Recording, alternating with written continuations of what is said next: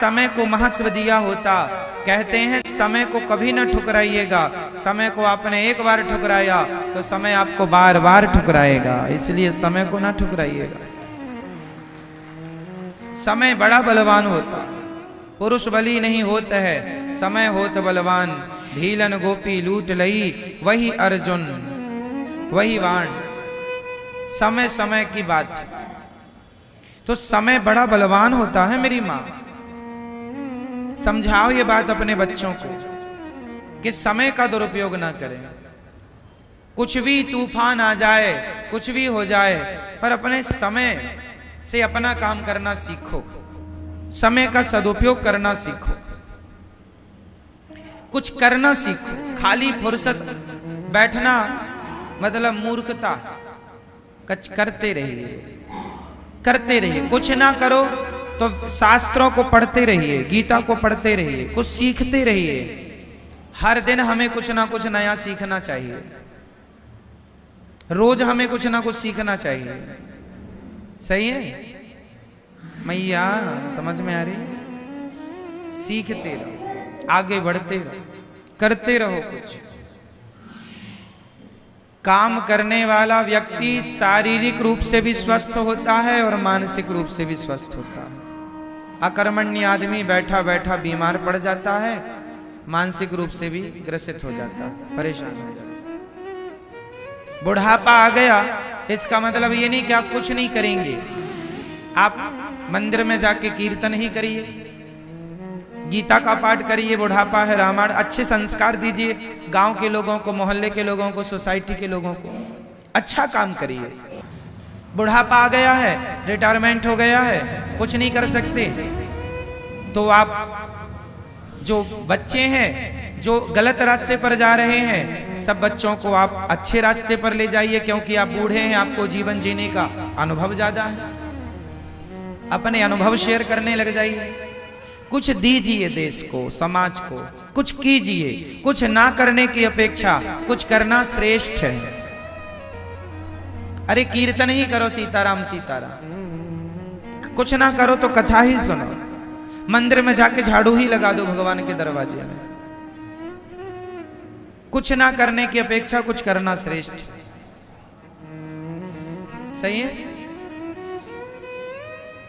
करना सीखिए। बस भगवान यही कहते हैं कि जो मेरी शरण में आया है, जो मेरा बन के आया है, मैं उसके लिए सब कुछ करूंगा। भगवान होते तो लोग गरीब क्यों होते, ये कोई सवाल नहीं है। अकर्मण्यता से लोग गरीब हैं। अब दूसरी बात कि आज सब कुछ होने पर भी लोग परेशान क्यों हैं? क्योंकि सबसे बड़ी गलती ये है, जब भगवान ने गोवर्धन उठाया, बहुत ध्यान से समझिएगा, हम लोग सबसे बड़ी गलती क्या करते हैं जीवन में, वो समझिएगा। गिरिराज जी एक उंगली से किसने उठाया? भगवान श्री कृष्ण ने। अब जो ग्वाल वाल थे, सखा थे, मित्र थे, उन्होंने, किसी ने अपना कंधा लगा लिया, किसी ने एक लाठी ली और लाठी लगा ली, किसी ने दोनों हाथ पहाड़ पर लगा दिए। और थोड़ी देर बाद ग्वाल वालों ने भगवान श्री कृष्ण से कहा, कन्हैया तुम कुछ खा लो। भगवान बोले मैं खाऊंगा तो पहाड़ नीचे नहीं आ जाएगा। तो ग्वाल वालों ने कहा, कन्हैया क्या पहाड़ तुमने उठा रखा है? अरे हम लोगों ने इतनी लाठियां लगाई हैं, हम लोगों ने हाथ लगाए, कंधे लगाए, तो पहाड़ तुमने थोड़ी उठाया, हम सबने उठाया है, हमारा भी योगदान है। भगवान बोले अच्छा ठीक है, तो तुम लोग संभालो, फिर मैं नीचे करता हूं हाथ। हाँ हाँ तुम नाश्ता करो। भगवान ने थोड़ी सी उंगली नीचे की तो जितनी लाठियां लगी थी सब चढ़ चढ़ करके टूट गई। पहाड़ नीचे आ, सब भैया बचाइयो लाला, कन्हैया बचा बचा। भगवान ने उंगली ऊपर। अब ब्रजवासियों ने सबने अपने कंधे, डंडे, हाथ नीचे कर लिए। समझ में अब आया कि पहाड़ हमारे बल से नहीं, ये तो गोविंद के बल से खड़ा हुआ है। ये छोटी सी कथा क्या मैसेज दे के जा रही है? मैसेज यह है कि सबका भार किसके हाथ में है? भगवान के हाथ में। आप लोगों ने जो कंधे लगा रखे हैं, मैं कर रही हूं, मैं कर रहा हूं, आपने जो लाठियां लगा रखी हैं, मैंने ये किया, मैंने वो किया, आपने जो हाथ लगा रखा है, मैं ना होता तो ऐसा ना होता, मैं ना होता तो मर जाता, ये गलतफहमी निकाल दो। किसी के कुछ करने से कुछ नहीं होता। हुई है सोई जो राम रची राखा। हम और आप कुछ नहीं कर सकते। हम आप कुछ करने वाले ही नहीं हैं। सब कुछ करने वाले कौन है? भगवान।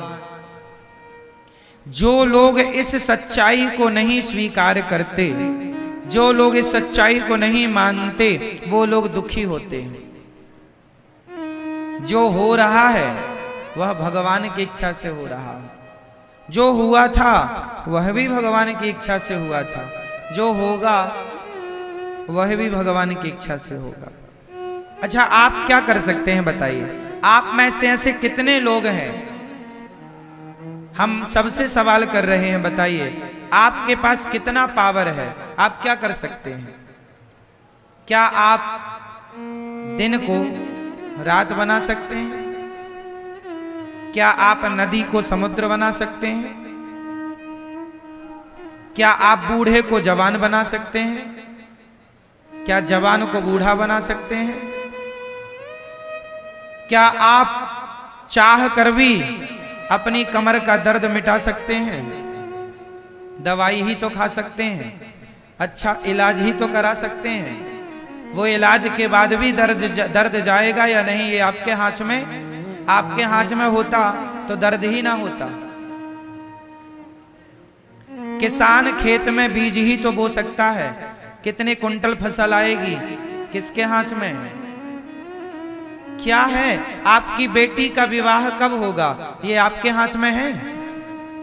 आपकी बहू के बेटा ही होगा या बेटी ही होगी, ये आपके हाथ में है। बोलो मेरी माँ, फिर क्या आपके हाथ में? आपको कितना लाभ होगा, कितनी हानि होगी, ये आपके हाथ में है।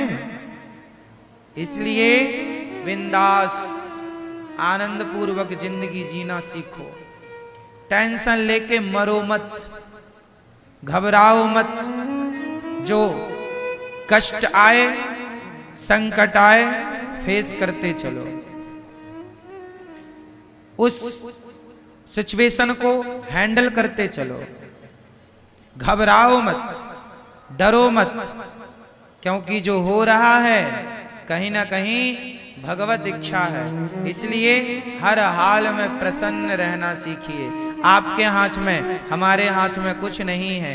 इसलिए जब कुछ है ही नहीं तो हम किसी बात की टेंशन लें क्यों? बेटी का विवाह कब होगा? जब समय। आप कर्म, इसका अर्थ ये नहीं है कि आप कर्म ना करें। कर्म करते रहिए, प्रयास करते रहिए। बेटी का विवाह जब होगा, हो जाएगा। आप अच्छा लड़का ढूंढते रहिए, टेंशन नहीं लेना। अरे महाराज जी लड़का ही नहीं मिल रहा है, घबरा रहे हैं, ब्लड प्रेशर हाई हो रहा, ये कोई बात नहीं। शांति से ये मान के चलिए, करता धरता भगवान है। जो करेंगे बिहारी जी अच्छा करेंगे। उनकी इच्छा में अपनी इच्छा मिला देनी चाहिए।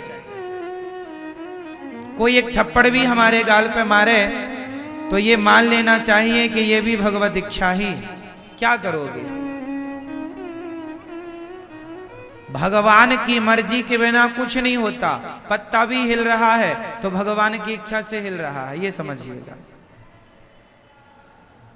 अब आप फिर सवाल करेंगे कि फिर जो लोग चोर चोरी करता है तो क्या वो भी भगवान की इच्छा है? हाँ, वो भी भगवान की इच्छा है।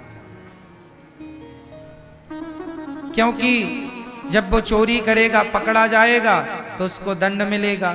दंड क्यों मिलेगा? क्योंकि उसके कर्मों के अनुसार उसके भाग्य में दंड का विधान था, तो वो वैसी जैसी होनी होगी वैसी करेगा।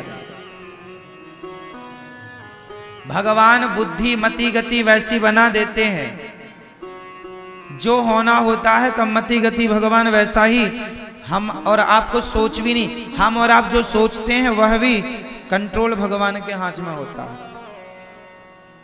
हम उतना ही सोच सकते हैं जो भगवान सोचवाएंगे, उतना ही बोल सकते हैं जितना भगवान बुलवाएंगे, उतना ही कर सकते हैं जितना भगवान करवाएंगे, क्योंकि हम कठपुतली हैं। सब ही नचावत राम गोसाई। आज का आदमी व्यर्थ में टेंशन लेता है, व्यर्थ में परेशान होता है। ये जिंदगी परेशान होने के लिए नहीं मिली, ये जिंदगी मस्त होकर के जीवन जीने के लिए मिली है। खूब बिंदास जियो, आनंद से जियो।